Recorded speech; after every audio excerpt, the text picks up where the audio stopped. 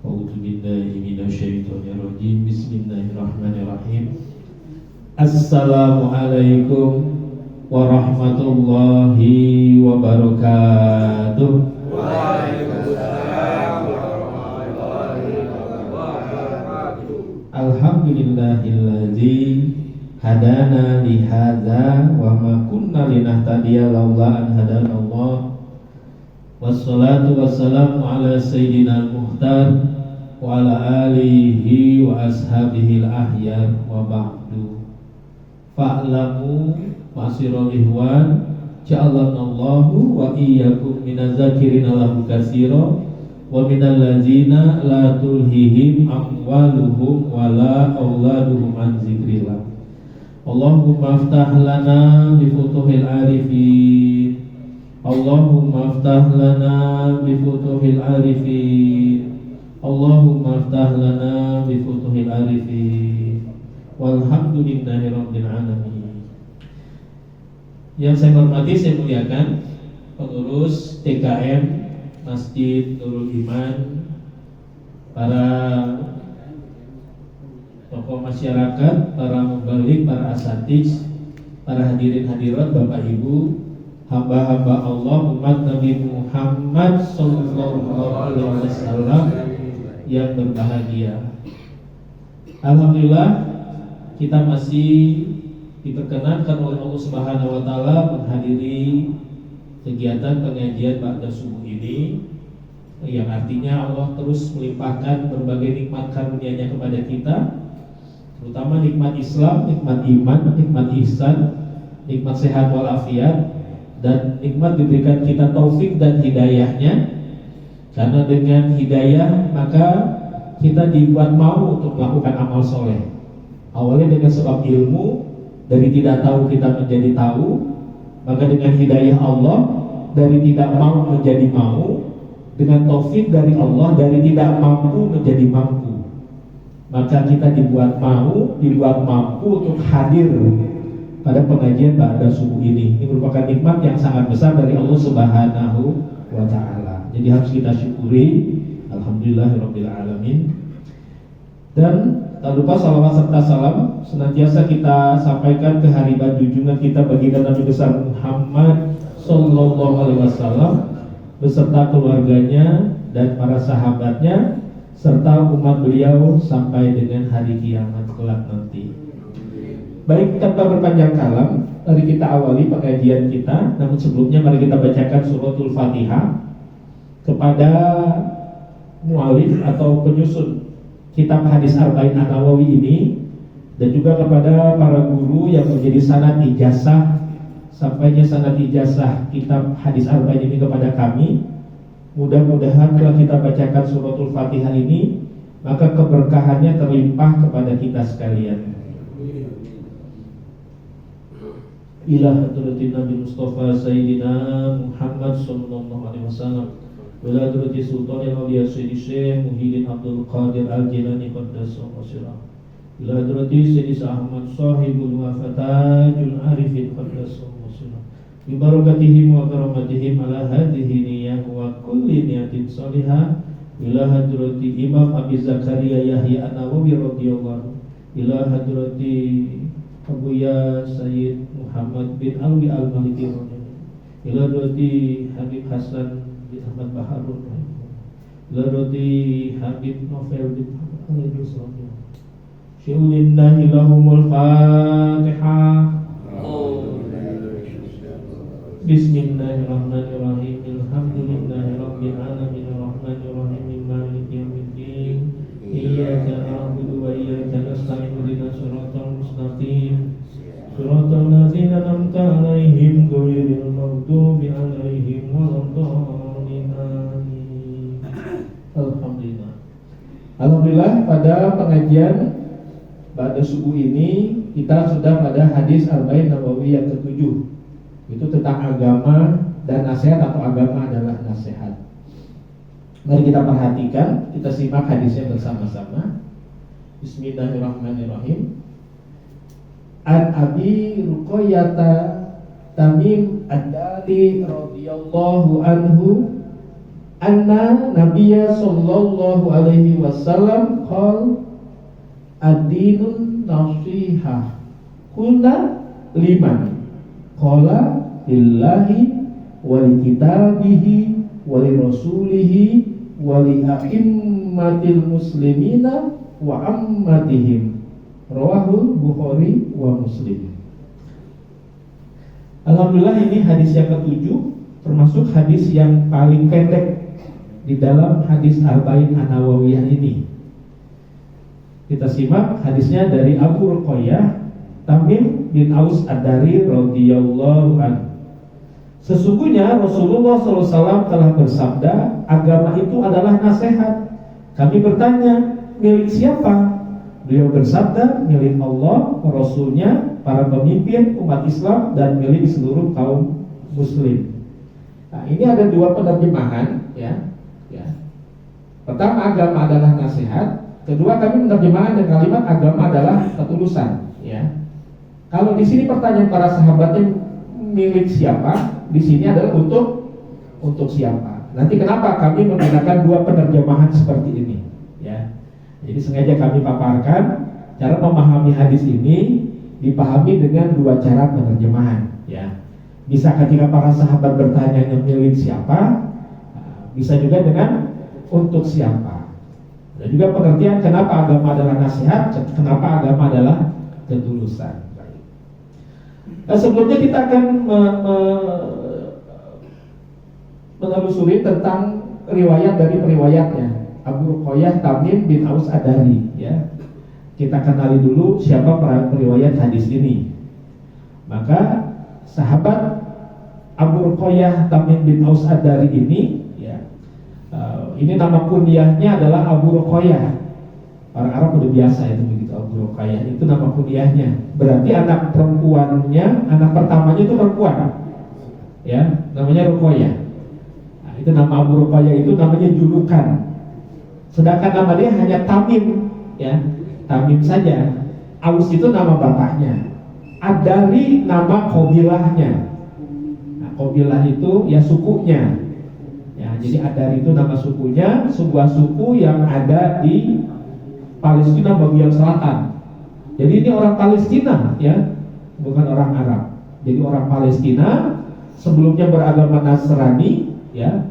Nah, kemudian ketika sudah sampainya dakwah tentang Islam, akhirnya dia datang juga dari Palestina ke Madinah pada tahun ke-9 Hijriah. Jadi sudah menjelang wafatnya Rasulullah. Rasulullah kan wafatnya di tahun ke-11, itu pun pada bulan yang ketiga, bulan Rabiul Awal. Jadi kalau kita anggap full dia hanya bersahabat dengan Rasulullah kira-kira 1 tahun 3 bulan, sekitar itulah paling maksimalnya, ya. Kalau dari tahun ke-9, tahun ke-10, ya, saja sudah 1 tahun. Kemudian ditambah dengan kira-kira 3 bulan di tahun ke-11-nya. Karena Muharram, Safar, Rabiul Awal, di tahun ke-11 Rasulullah wafat. Jadi hanya mengalami persahabatan dengan Rasulullah itu hanya kira-kira 1 tahun 3 bulan.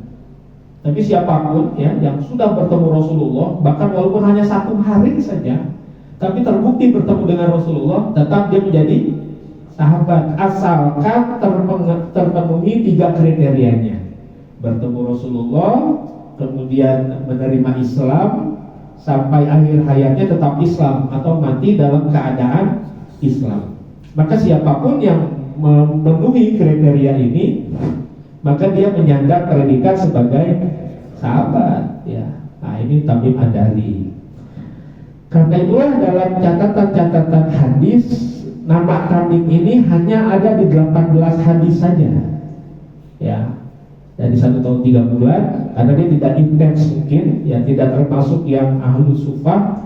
Karena ada sahabat yang ahlu sufah, termasuk Abu Hurairah. Ini juga kan hanya 4 tahun. Abu Hurairah itu di tahun ke-6 atau tahun ke-7, ya, tahun ke-7 Hijriah baru masuk Islam, baru bertemu Rasulullah. Tapi kan Abu Hurairah bahkan merupakan perawi terbanyak, sampai 5.000 sekian hadis. Karena dia termasuk ahlu sufah yang sehari-harinya tinggal di Masjid Nabawi, ya. di selasarnya Masjid Nabawi itu ada orang-orang fakir, fuqara, sahabat-sahabat yang tidak punya rumah, yang miskin ya, yang tunawisma ditampung oleh Rasulullah. Maka keseharian mereka ya ibadah di Masjid Nabawi. Mereka mendengarkan hadis-hadisnya Nabi Muhammad. Maka Abu Hurairah itu termasuk yang terbanyak. Tapi kalau Tamim Adari hanya tercatat dalam kitab-kitab hadis itu hanya ada 18 hadis yang mencantumkan nama Tamim Adari sebagai perawi begitu. Tapi walaupun hanya 18 hadis, hadisnya populer. Termasuk hadis ini digunakan dalam hadis Arba'in Nawawi. Termasuk yang paling populer hadis tentang Dajjal. Ya.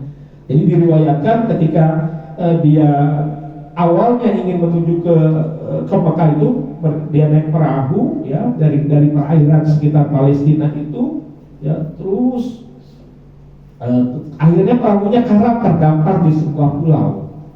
Nah di pulau itulah Tamim Adari bertemu dengan sosok Dajjal. Dan kisahnya bahkan bertemu dengan hewan yang aneh berbulu, namanya jasasa.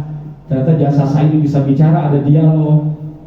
Jasasa menceritakan ada sosok di dalam gua, ternyata itu adalah Dajjal. Dan yang menariknya ada dialog Tamim Adari dengan Dajjal. Tentang Dajjal minta bertanya tentang bagaimana tentang kurma baisan. Apa yang kau ketahui tentang kurma baisan? Apakah masih berbuah sampai sekarang? Oh masih. Dan dia bertanya, bagaimana tentang Danau Tobaria atau Danau Tiberias? Apa yang kau ketahui? Airnya masih banyak gak? Oh masih ada sekarang. Gitu kata Tamim Adari. Nah, itu dialog itu sebelum dia Islam. Akhirnya dia datang ke Madinah, masuk Islam di tangan Rasulullah. Ya. Nah, setelah itu Rasulullah bahkan yang menceritakan sendiri setelah sebuah sholat, ya Rasulullah kemudian naik ke atas mimbar menceritakan pengalaman Tamim Adari. Inilah menjadi hadis yang diriwayatkan oleh Fatimah Qois tentang pertemuan Tamim Adari dengan Dajjal. Artinya kisah dia benar, karena nggak mungkin ya itu dusta kalau diceritakan langsung oleh Rasulullah ya. Karena salah satu sifat Rasulullah kan sidik. Nah, sidik itu artinya jujur, selama-lamanya tidak berdusta, mustahil berdusta. Jadi ketika ada pengalaman Tamim, Rasul sudah tahu, wah kisah ini benar. Maka Rasul ceritakan sendiri di mimbar Masjid Nabawi. Termasuk didengar oleh Fatimah Qois. Nah Fatimah Qois inilah yang menceritakan kepada tabi'in, ya, pada yang lain dan seterusnya. Sehingga menjadi sebuah hadis. Cuma kemudian hadis tentang apakah sungai danau Tobari atau danau Tiberias ini airnya kering, kadang suka sekarang di zaman sekarang nih suka dijadikan bahan hoax gitu ya. Karena saya melihat di internet ada beberapa seperti ini. Ada tayangan mengatakan danau Tiberias ini ya dulu penuh seperti ini, sekarang sudah kering. Ini dulu, ini sekarang. Kemudian seperti lagi, Allahu Akbar, danau Tiberias sudah mengering. Beredar nih, berarti menyatakan nih kata yang nyebar ini berarti sekarang dikit lagi mau kiamat ya. Padahal ini hoax. Ini beredar sudah lama, dari tahun-tahun 2000 awal beredar lama danau Tiberias mengering. Kenapa saya yakin seperti itu? Ya, karena saya punya pengalaman tahun 2009. Nah ini tidak semalam sudah saya simpan, tidak tersimpan ininya. Ini tahun 2009, saya tidak bisa dilihat, nggak apa-apa. Saya berangkat, alhamdulillah berziarah ya ke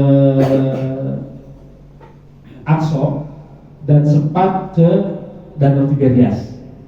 Ya, ini saya tidak bisa tampilkan gambarnya. Tadi muncul ya?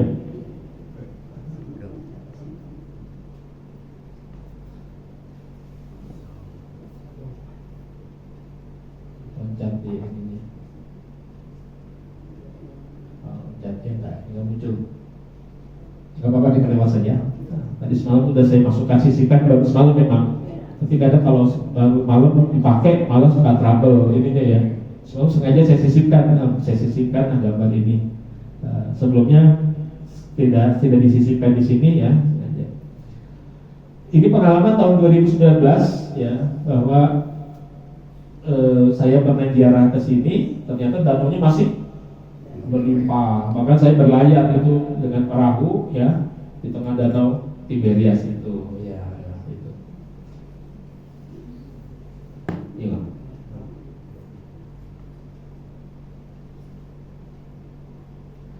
Nah, ya. Termasuk sahabat juga yang pernah menghatamkan Al-Quran dalam satu rakaat, Masya Allah. Satu rakaat, ya. Berarti mungkin sholat witir atau memang sholatnya hanya satu rakaat, ya. Berarti kan semacam sholat witir di ujungnya. Mungkin di dalam sholat malamnya ya hanya satu rakaat itu. Tapi dalam satu rakaatnya menghatamkan Al-Quran. Sama seperti saya pernah sampaikan, sholat Rasulullah memang 11, tapi 11 dengan durasi yang sangat panjang ya. Ya, karena yang dikejar adalah Abdullah sholat tulul qiyam, seutama-utama sholat yang lama berdirinya. Ada hadis Nabi ya, Abdullah sholati tulul qiyam, seutama-utamanya sholat adalah yang lama berdirinya. Maka Rasulullah sholat 11 rakaatnya itu durasinya sangat panjang, pernah saya ceritakan di sini ya. Nah, sedangkan yang 23 rakaat memperbanyak rukuk dan sujud. Ini bahkan Tamim Ad-Dari sholat malam 1 rakaat tapi Al-Qurannya khatam. Di lain riwayat ya, dia sholat semalaman tapi dibalik malah 1 ayat ya.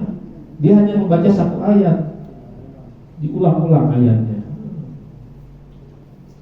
Ayat surat Al-Jasiyah ayat 2. Nah, ini yang diulang-ulang oleh Tamim Ad-Dari. Kalau tidak salah bunyi ayatnya ya, Tanzilul kitabi minallahi azizil hakim. Gitu. Kitab ini diturunkan dari Allah ya, yang maha mulia, maha bijaksana. Diulang-ulang 1 ayat yang sama. Mungkin ketika sholat itu ya, setelah baca Fatihah ayat yang sama diulang-ulang, baru kemudian dia ruku ya, ketemu kali. Karena sholatnya dikatakan diriwayatkan semalam suntuk, entah dia berapa rakaat. Tapi dibalik, kalau yang pertama 1 rakaat menghatamkan Al-Quran, yang kedua sholat semalam suntuk hanya 1 ayat. Tapi ayat itu diulang-ulang. Tamim Ad-Dari. Berarti walaupun hanya persahabatannya dengan Rasulullah 1 tahun 3 bulan maksimal, tapi termasuk yang ahli mujahadah, orang yang ibadahnya itu, yang mujahadahnya luar biasa. Nah, ini ya, ini Tamim Ad-Dari. Kemudian meninggalkan Madinah di tahun ke-34 Hijriah, 655 Masehi, dan wafatnya pada 40 Hijriah, 661 Masehi. Nah, ini sekedar mengenal perawi dari hadis ini. Lalu kalau kita bahas ya, kenapa tadi kita katakan hadis ini bisa dimaknai dengan 2 pendekatan makna. Pertama kita pahami dari makna nafsihah. Kalau kita merujuk kepada Al-Quran tentang makna nafsihah ya, kata nasiha ini huruf dasarnya itu adalah nun, sod dan ha.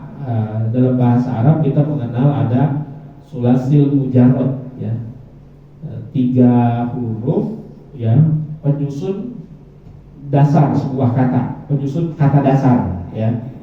Sebuah kata itu dari mana akar katanya itu biasanya dalam bahasa Arab itu 3. Makanya suka ada pola fa'ala, yaf'ulu, fa'lan. Berarti fa'ala itu kan fa, ain dan lam. Semua pola-pola huruf itu ya. Nasoro, yansuru, nasron begitu. Dari kata fa'ala, yaf'ulu, fa'lan. Jadi selalu 3. Apapun nanti huruf-hurufnya sudah bertambah dengan huruf-huruf yang lainnya, tetap terlihat 3 huruf penyusun katanya atau akar katanya. Namanya sulasil mujarrad. Nah, maka kata ini ya, huruf penyusun dasarnya ada huruf nun, huruf shad dan huruf ha. Sengaja saya bedakan warnanya merah ya, dari kata an-nasihah ini. Maka kata nasihat bisa kita artikan sebagai sebuah pesan kebaikan berdasarkan firman Allah. Nah, ini surat Al-A'raf 79. Ya, ini ujungnya nasihin. Ya, kita perhatikan di sini maknanya. Maka Nabi Soleh pun meninggalkan mereka sambil berkata, wahai kaumku, aku telah menyampaikan kepada kamu keputusan Tuhanku dan aku telah memberi nasihat kepada kamu. Tetapi kamu tidak suka kepada orang-orang yang memberi nasihat. Maka makna nasihat di sini, ya, maknanya adalah pesan kebaikan, pelajaran, pesan kebaikan. Ya, aku telah memberikan kamu pelajaran, telah memberikan kamu pesan kebaikan. Tapi kamu tidak suka kepada orang-orang yang memberikan nasihat, orang yang memberikan pelajaran, yang memberikan pesan kebaikan. Nah, berarti kata nasihat di sini berdasarkan firman Allah surat Al-A'raf ayat 79 artinya adalah pesan kebaikan. Lalu kemudian kata nasihat juga, ya, itu bisa bermakna pemurnian, kesucian, ketulusan. Murni, suci, tulus. Nah, ini juga dari firman Allah. Surat At-Tahrim ayat 8. Ya, ayatnya pendek ya. Ya ayyuhalladzina amanu tubu ilallahi taubatan nasuha. Dan kata nasuha juga, ya, huruf dasarnya ada nun, ada shad, ada ha. Sulasil mujarradnya, akar katanya sama enggak? Sama. Tapi dalam konteks ini, wahai orang-orang yang beriman, bertaubatlah kamu kepada Allah dengan taubat nasuha. Maka arti taubat nasuha ini, kata nasuha gak cocok kita artikan pesan kebaikan dengan taubat pesan kebaikan. Tapi dengan taubat yang murni, taubat yang tulus. Cuma sering diterjemahkan dalam bahasa kita dengan taubat yang sebenar-benarnya taubat. Biasanya kan begitu. Arti taubatan nasuha diartikan taubat yang sebenar-benarnya taubat, begitu. Taubatan nasuha, taubat yang sebenar-benarnya taubat, taubat yang tulus, taubat yang murni, begitu. Jadi arti nasihat itu ternyata bisa dimaknai, ya, sebagai pesan kebaikan, atau kata nasihat itu bisa dimaknai sebagai ketulusan, ya, kemurnian. Itu arti nasihat. Nah, lalu kemudian kenapa tadi para sahabat bertanya ini juga kalimat liman, bisa bertanya milik siapa? Ya, milik siapa? Padahal katanya liman. Atau bisa bagi siapa? Untuk siapa? Kata liman. Nah, ini kembali kita merujuk kepada kaidah ilmu nahwu tentang huruf lam, makna huruf lam. Jadi makna huruf lam itu di dalam bahasa Arab memiliki beberapa makna.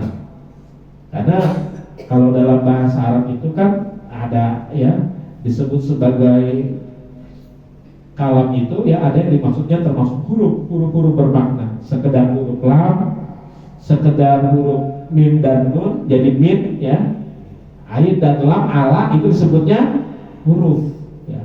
Maka huruf lam itu walaupun satu huruf dia punya makna.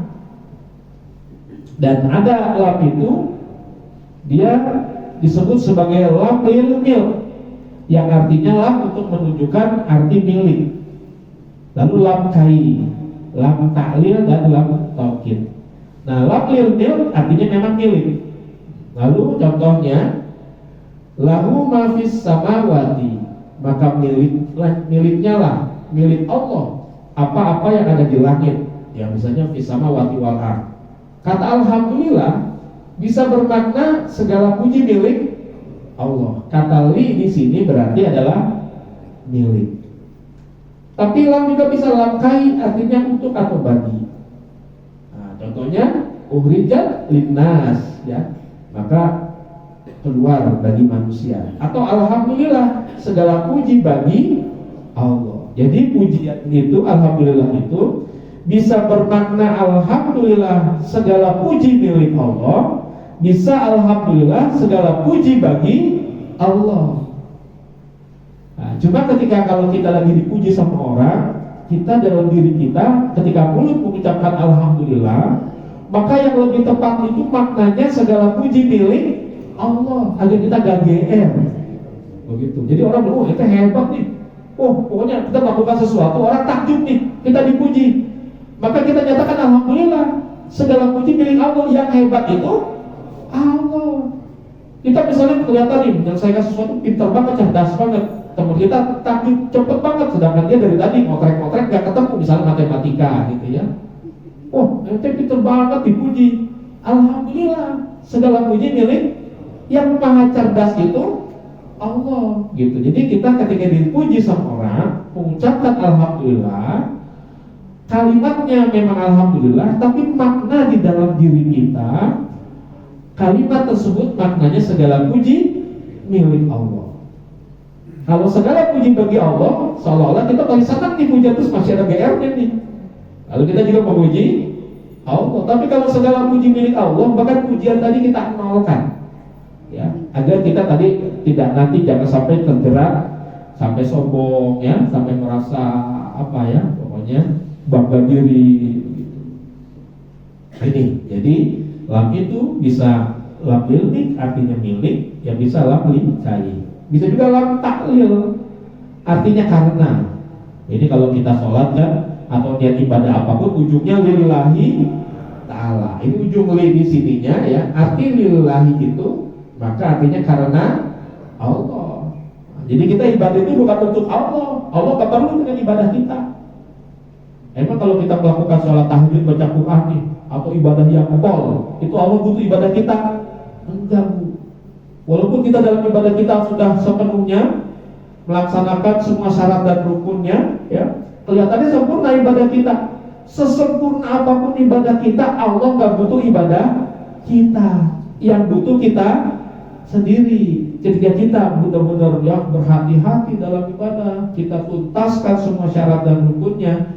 Ini untuk menunjukkan betapa taatnya kita kepada Allah. Ada orang yang sholat misalnya sekedarnya aja, yang tidak benar-benar dipenuhi syarat dan rukunnya, misalnya ibadahnya asal-asalan, berpulang kembali kepada dirinya, ternyata kadar ketaatannya segitu. Tapi yang benar-benar kadar ketaatannya berarti maksimal. Jadi bukan berarti ketika kita memenuhi semua ketentuan syarat, rukun dan sebagainya, ibadah kita jaga, bukan berarti karena wah kalau kita nggak terpenuhi sholat kita kan nggak diterima nih, berarti nanti Allah nggak mendapatkan ibadah kita. Bukan. Ibadah kita semuanya berpulang kembali ke diri kita. Allah nggak butuh. Maka ketika kita mengartikan lillahi ta'ala, artinya karena Allah. Bahkan kita bisa beribadah juga atas pertolongan Allah. Kita sholat karena Allah tadi yang memberikan taufik dan hidayahnya. Kita dibuat mau dan dibuat mampu, ya. Ingat, taufik itu yang membuat mampu, hidayah yang membuat mau. Nah, kalau sekedar ilmu kan hanya membuat tahu, ya, disampaikan dalam ceramah-ceramah. Oh, orang sholat ini begini fadilahnya, awas ancamannya ini. Nah, ini hanya membuat orang menjadi tahu. Ternyata kalau nggak sholat kena dosanya bahkan di alam kubur, palanya dikemplang berkali-kali, pecah, ya. Kemudian diperbaiki lagi oleh Allah, dikemplang lagi, pecah lagi. Kan itu termasuk azab kubur yang Nabi saksikan ketika Mi'raj, ya, tentang orang-orang yang melalaikan sholat. Sanksinya seperti itu di alam barzahnya. Nah, kemudian fadilahnya banyak tentang sholat. Nah, itu sekedar membuat kita menjadi tahu, dari tidak tahu menjadi tahu. Setelah tahu masih banyak juga orang yang berani tidak melaksanakan sholat, berarti nggak dapat hidayah, ya. Nah, begitu. Ada orang sudah mendapatkan hidayah, masih nggak sanggup juga ngerjain sholat, berarti nggak dapatkan taufik atau inayah, ya. Nah, jadi ilmu membuat dari tidak tahu menjadi tahu, hidayah membuat dari tidak mau menjadi mau, taufik atau inayah membuat dari tidak mampu menjadi mampu. Berarti di sini kita ya ada taufik, ada hidayah, ya, bisa hadir di sini. Jangan kita kepedean, wah asli kita ini, kesungguhan kita menyengaja dengan tekad kita sungguh-sungguh bisa hadir di sini. Nah, ya. Nah, dalam hal ibadah kita berusaha mengenalkan diri kita. Semuanya adalah hidayah Allah, semua taufik Allah. Ya, maka makna karena bisa ke sana, ya, lillahi ta'ala, karena Allah.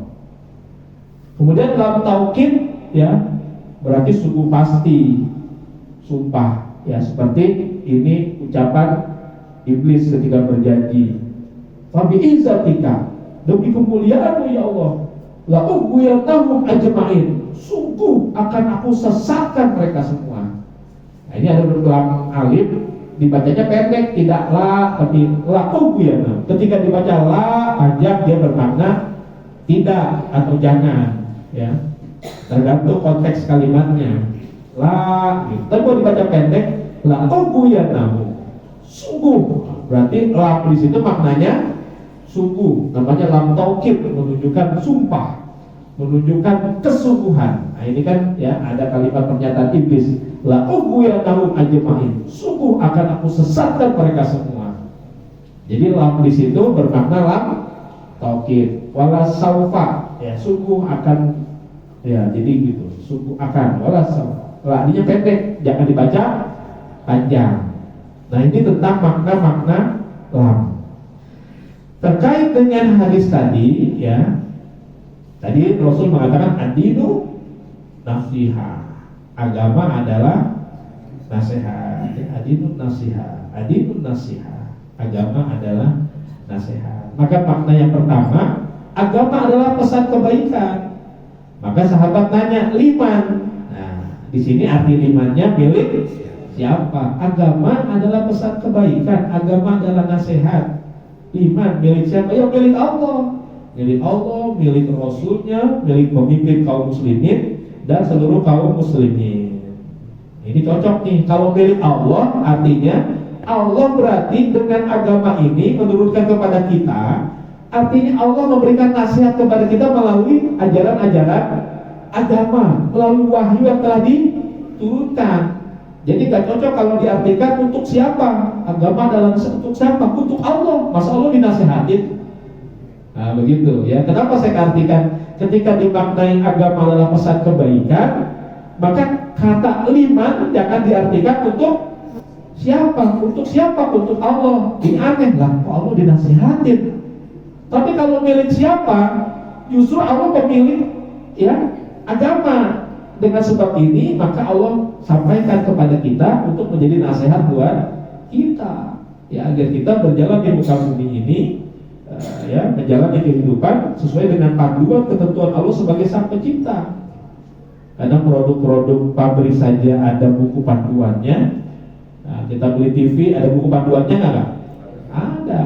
Cara menggunakannya, cara merawatnya, maintenance-nya ada. Kita beli mobil ada buku panduannya. Kita beli produk elektronik apapun pasti dilengkapi buku panduan. Begitu juga ketika Allah menciptakan kita manusia, maka Allah memberikan buku panduannya, ya.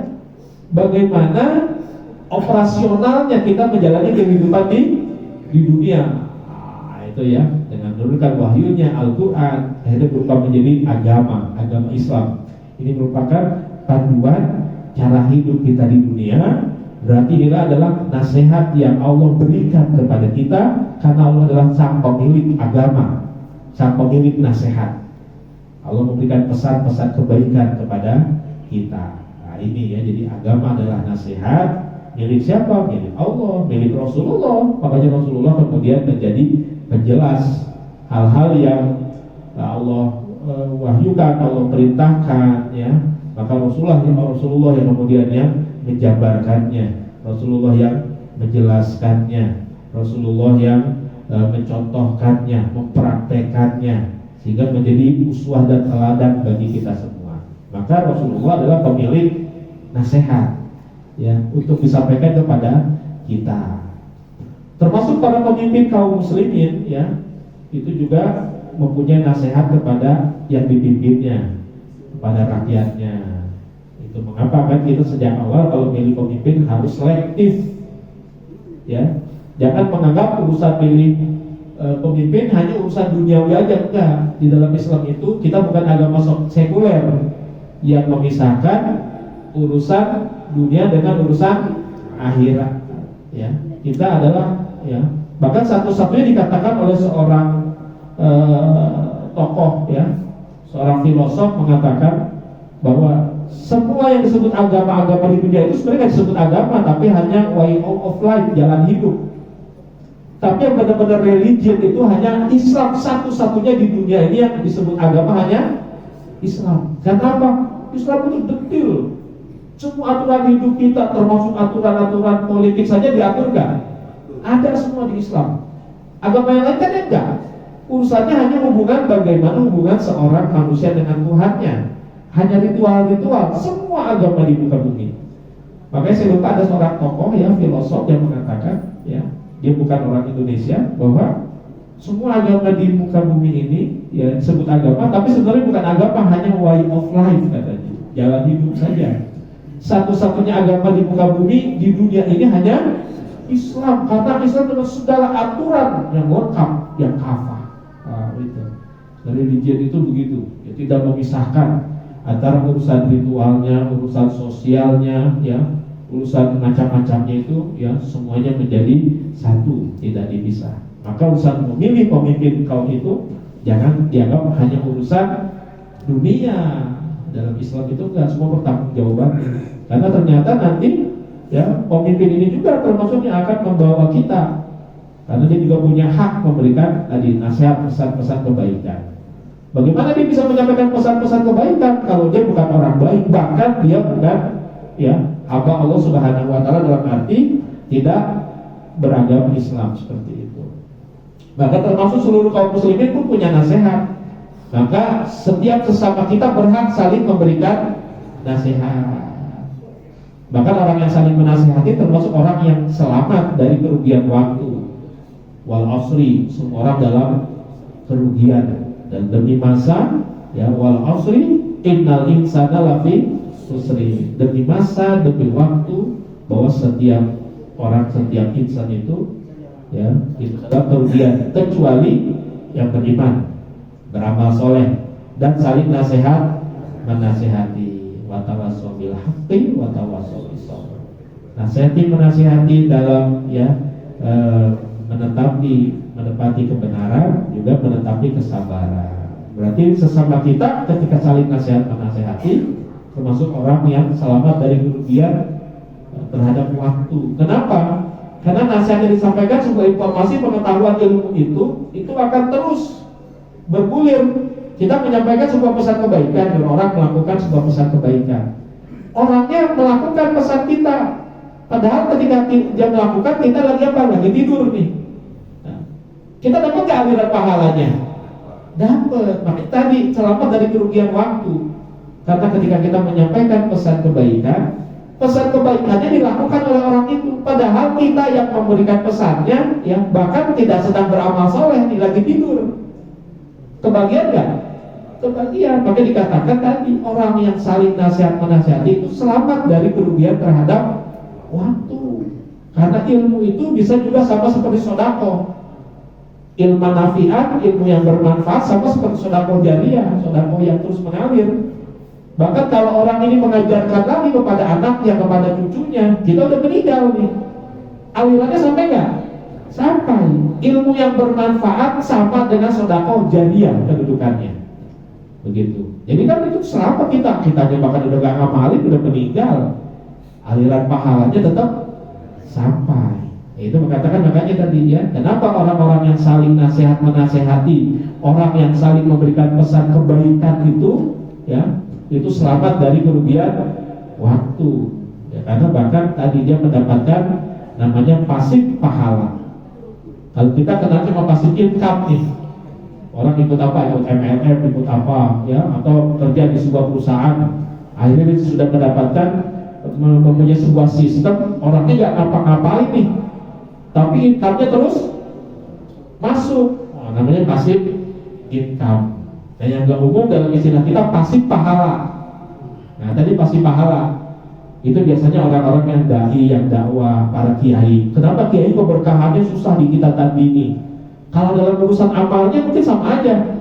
Anggap misalnya sholatnya beliau sehari semalam misalnya 23 rakaat. Kita juga bisa ikuti nih, setiap malam 23 rakaat. Misal sedekahnya sama dengan kita jumlah nominalnya per hari.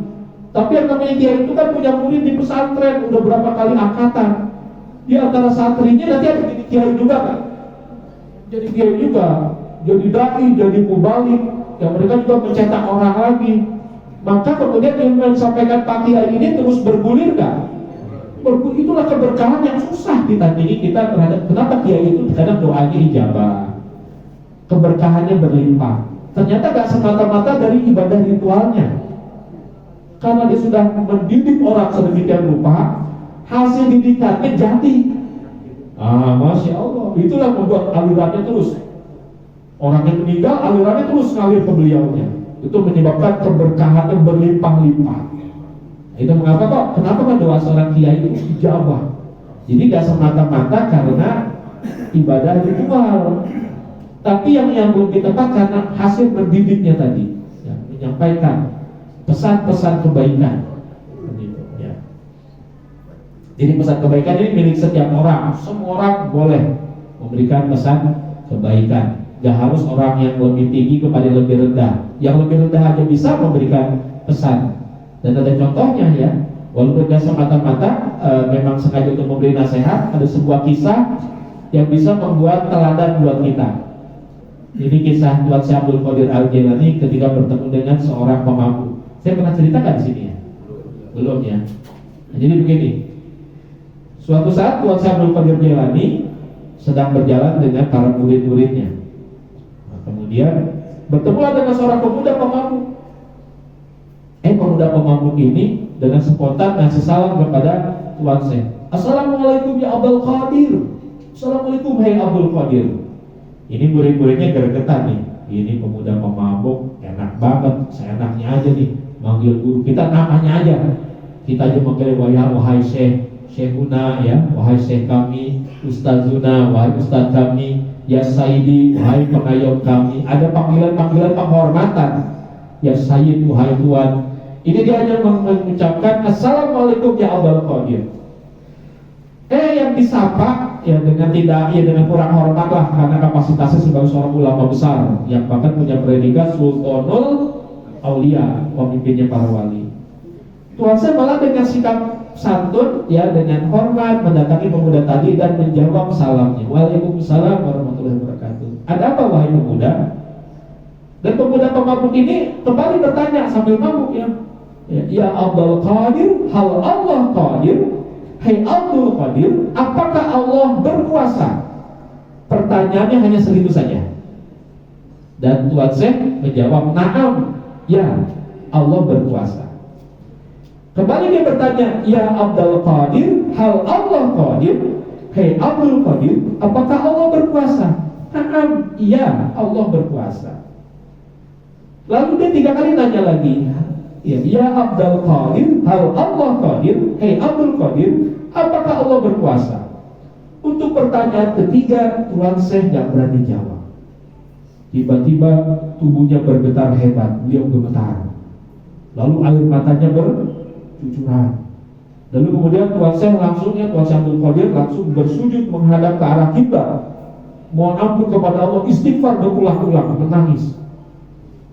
Ini murid-murid makin bingung, kenapa ini ya gurunya seperti ini? Reda tangisnya, Tuan Syekh mengangkat kembali tubuhnya, ya, dia berkata kepada murid-muridnya, wahai anak-anakku, ya, bawalah pemuda ini ke zawiyah kita, ke majelis kita, ya, mandikan dia, beri dia makanan, ya, perlakukan dia dengan baik. Ini makin bingung murid-muridnya, ya.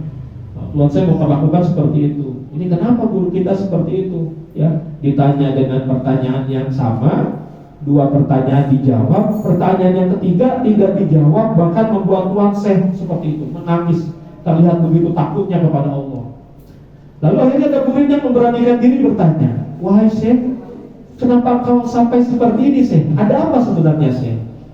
Maka Syekh Abdul Qadir menjawab, wahai anak-anakku, ya, ketika pemuda tadi bertanya, hai Abdul Qadir, apakah Allah berkuasa?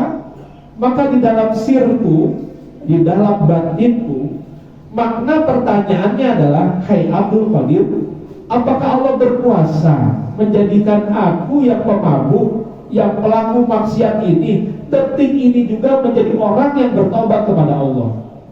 Maka aku katakan, na'am, iya, Allah berkuasa menjadikan yang pemabuk, yang pelaku maksiat, detik ini juga menjadi orang yang bertobat kepada Allah.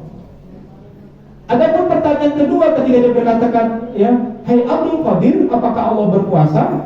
Maka di dalam sirku, di dalam batinku, makna pertanyaannya adalah, hai Abdul Qadir, apakah Allah berkuasa menjadikan diriku yang pemabuk, yang pelaku maksiat, detik ini juga aku memiliki kedudukan yang tinggi seperti dirimu menjadi Sultanul Aulia? Maka katakan, iya, nah Allah berkuasa. Detik ini juga menjadikan dirimu yang pelaku maksiat, yang pemabuk, detik ini juga bahkan punya kedudukan Sultanul Aulia, menjadi pemimpinnya para wali.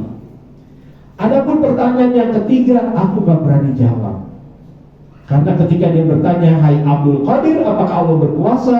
Maka di dalam sirku, di dalam batinku, makna pertanyaannya adalah, hai Abdul Qadir, apakah Allah berkuasa menjadikan dirimu yang Sultanul Aulia detik ini juga dirubah menjadi seperti aku, menjadi pelaku maksiat, menjadi pemabuk?